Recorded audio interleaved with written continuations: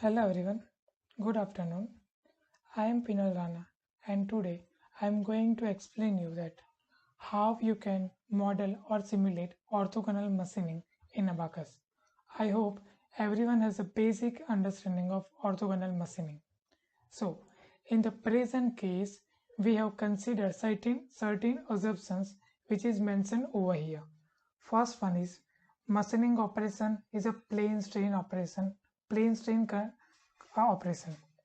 Second is cutting tool is a rigid and perfectly sharp.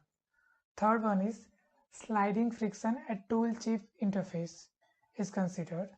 And fourth one is material property are independent of temperature. And these are the governing equation that we will explain you during the tutorial. I think now we should start simulation. So firstly, you have to open ABAQUS CAE. Then you have to select with standard explicit model. Then you have to go to part manager, click on create, select 2D planner, give approximate dimension, I will point, then continue. Then you have to create one rectangle with particular dimension 50e minus 3 comma 0, then sorry, okay, that's fine. Then 15e minus 3 comma 5e minus 3,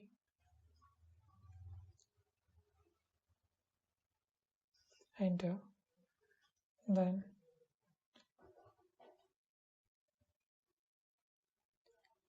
this way you have to create one rectangle. So in here, in this this horizontal length is 15 mm, whereas the vertical length is 5 mm. Then you have to click on done. Then you have to give the partition over here. So you have to select face, sketch, length. I think up to here is okay. And then you have to click on done. So partition is done. Now you have to create another part, but I think we should rename this as a workpiece.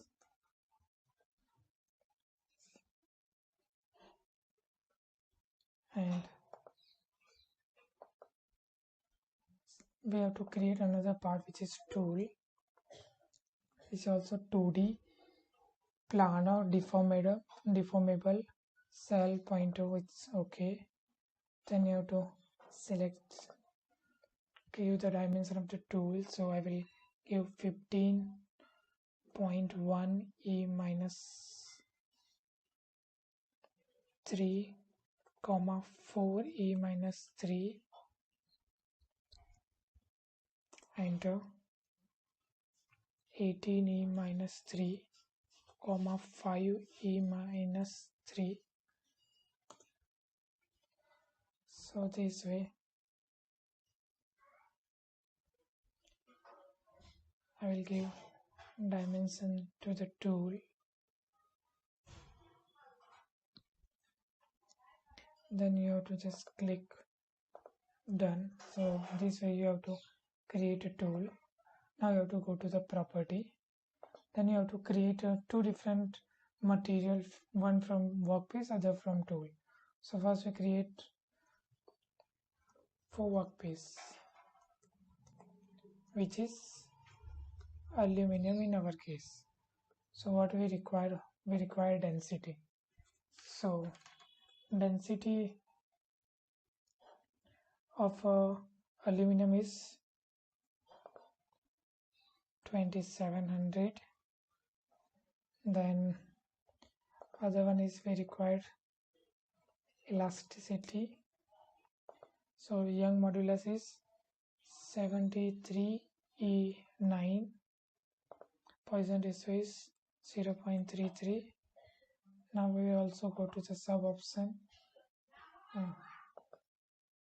Now I think this is okay. Now you have to go to plasticity, plastic. We have to go to sub option, rate dependent, Johnson Cook. Here we have to give the value of C, which is 0.0083, and strain rate is 1. Okay. Now in the plastic,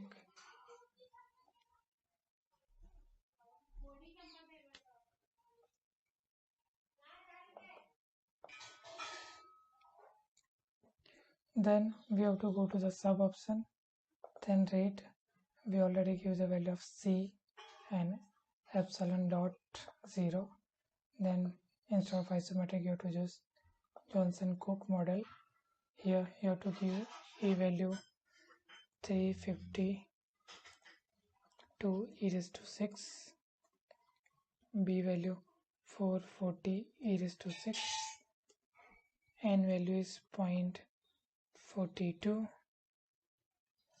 M value is 1, melting temperature is 520 Celsius, T naught is 20. Then you have to go to damage of ductile material, then go to Johnson Cook model, then D1 is 0.13, D2 is 0.13, D3 is minus 1.5, D4 is 0.011, D5 is 0, melting temperature is 520, transient temperature is 20, and epsilon dot is 1. Then you have to give conductivity, which is 121, and specific heat, which is 891.5. So I think we give all the material property that is required. Still one is remaining, damage evaluation, which is 0.0001. Okay, now I think density is given, elastic, plastic, rate, Johnson Cook model, everything is given. Okay, now we have to create a property for tool. So select to write tool. We have to give density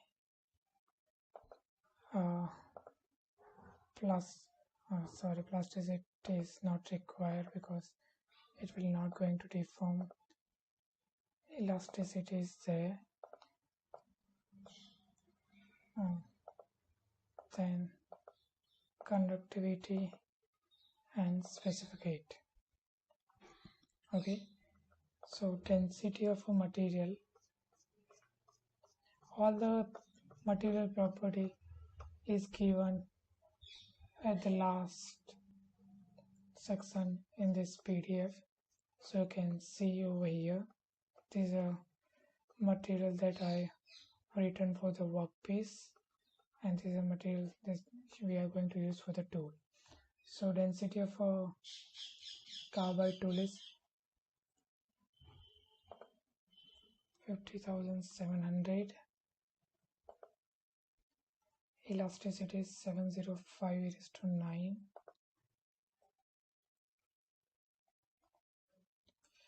Poisson ratio I think 0.23.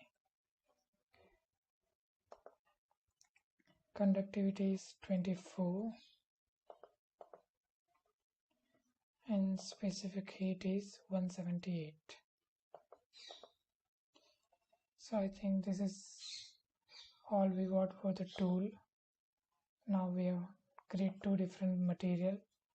Now let's assign the section. So section 1 is homogeneous continue. Section 1 we assign the workpiece, and section 2 is for the tool. Okay, now we assign the property to the workpiece and tool. So first we select workpiece and assign property to it. Okay, then we select tool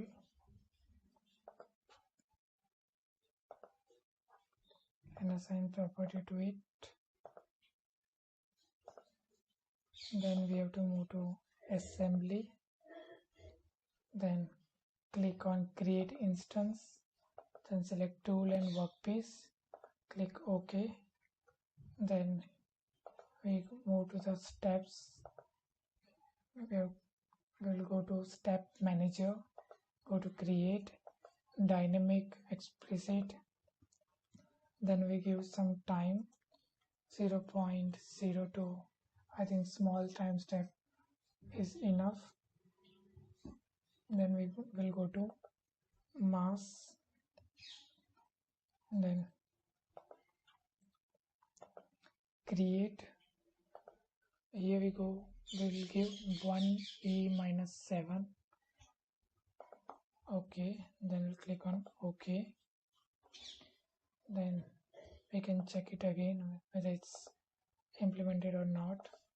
Okay, click on OK. Then fill output manager, let's check it. Everything is, I think, fine. We have to go to state field manager. Then we have to click over here, status, some failure and plasticity models.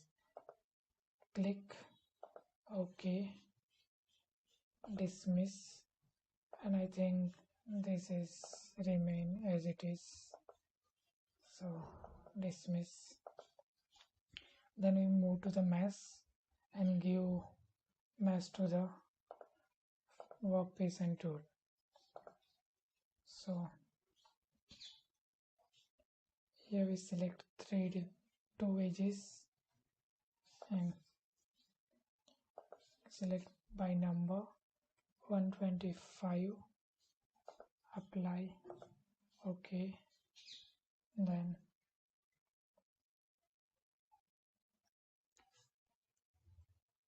these two edges, here I will give 30, apply, OK.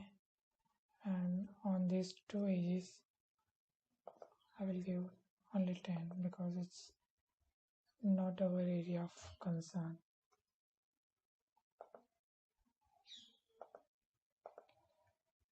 Okay, so done. After that we have to assign the element size to it. Select, done, explicit, couple temperature displacement, OK, done. Now we select the tool and give the element size to it. I think this is enough. Then we have to generate mass, yes, and give the element to it, assign element, so explicit, couple temperature displacement, OK, done. So this way we have assigned the element to the both. Okay, now let me check once again element size, it's OK, done. Now we have to go to interaction, create interaction property, contact, mechanical, tangential, penalty. Here we have to go give the coefficient of friction, which is 0.2, thermal heat generation, which I will give, put the by default value, it's fine. Then go to the create interaction, surface to surface, contact, explicit,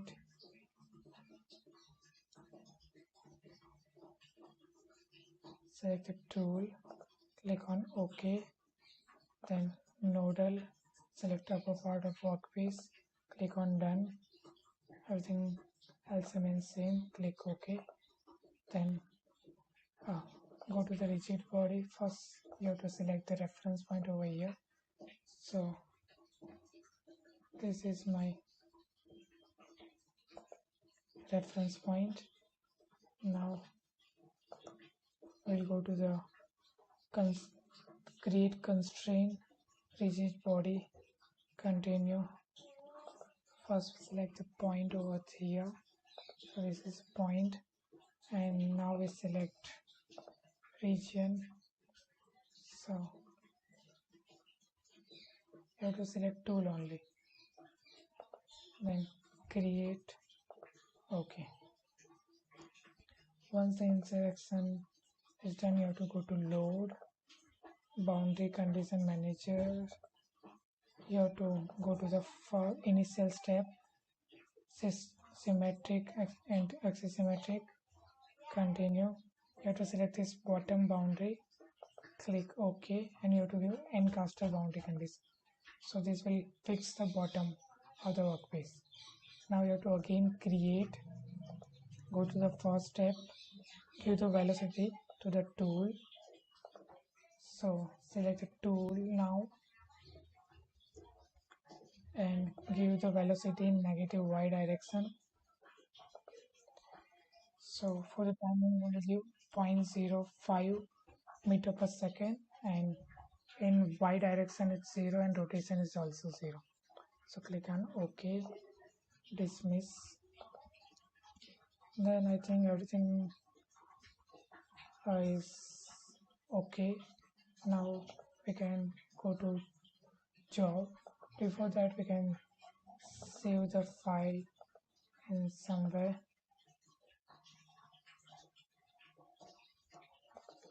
So orthogonal machining. Okay, we also have to select working directory.